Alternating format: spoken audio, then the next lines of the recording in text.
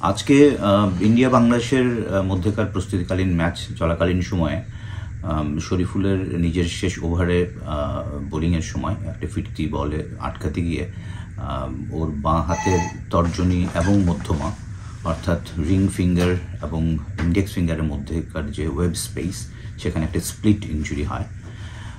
মাঠে তাৎক্ষণিক পরিচর্যার পরে শরীফুলকে খেলা শেষে নিকটস্থ নেসাও ইউনিভার্সিটি মেডিকেল সেন্টারে নিয়ে যাওয়া হয়। ওখানে হ্যান্ড সার্জনের তত্ত্বাবধানে ওর এই ক্ষতের উপর একটা মাইক্রোসুচারিং করা হয়। 6টা সেলাই পড়েছে। তো আমরা দুদিন পরে ওর ড্রেসিং পাল্টানোর জন্য আবার আর নয় ড্যাম্প ওয়ালের সাথে toxic relation Berger mister expert damp গার্ডই সঠিক সলিউশন। হ্যান্ড সার্জনের কাছে যাব, তখন আমরা আসলে বুঝতে পারবো যে ওর রিটার্ন টু প্লের জন্য কীরকম সময় লাগবে। শরীফুলের গুরুত্বের কথা বিবেচনা করে আমরা ওর মেডিকেল চিকিৎসার ব্যাপারে সর্বোচ্চটা দেওয়ার চেষ্টা করছি যেন ও নিরাপদে তাড়াতাড়ি খেলায় ফিরে আসতে পারে। ভারতের বিপক্ষে চরম ব্যর্থ শান্ত লিটন সৌম্যের ব্যাট, সহজ জয় তুলে নিল রোহিতরা। ঠিক কি করলে রানের দেখা পাবেন বাংলাদেশের টপ অর্ডারের 3 ব্যাটার?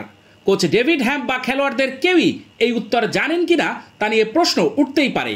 বিশ্বকাপে নিজেদের চরম অফ ফর্মকে সঙ্গী করেই উড়াল দিয়েছিল লিটন কুমার দাস এবং অধিনায়ক নাজমুল হোসেন শান্ত। দুজনের কেউই রানের দেখা পাননি প্রস্তুতির এই লম্বা সময়ে। চরম বাজে অবস্থার মাঝে থাকা লিটন দাস ভারতের বিপক্ষের সুযোগটাও হারিয়েছেন হেলায়। আশুদীপ সিং এর ভেতরের দিকে ঢোকা বলে খেই হারিয়েছেন। ব্যাটার পায়ের ফাঁক গুলে বল গিয়েছে স্ট্যাম্পে। সৌম্য সরকারও বোকা বনে গেছেন তার আগে।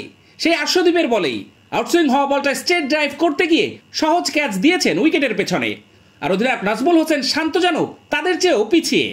6 বলে 0 রান করে মাথা নিচু করে ফিরতে হয়েছে বাংলাদেশের অধিনায়ককে। তাদের ব্যাটিং ব্যর্থতার মাঝে শুধু প্রশ্ন, কবে আসবে টপ অর্ডারের সুদিন?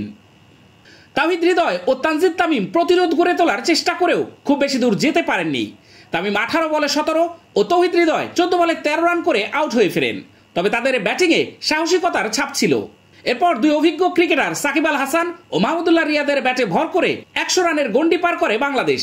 দুজনেই মেরে খেলছিলেন, কিন্তু তার মধ্যে মাহমুদুল্লাহ ছিলেন বিধ্বংসী। দুজনেই দ্রুত রান তুললেও লক্ষ্য বেশি থাকায় শেষ পর্যন্ত হার নিয়ে মাঠ ছাড়তে হয় বাংলাদেশকে।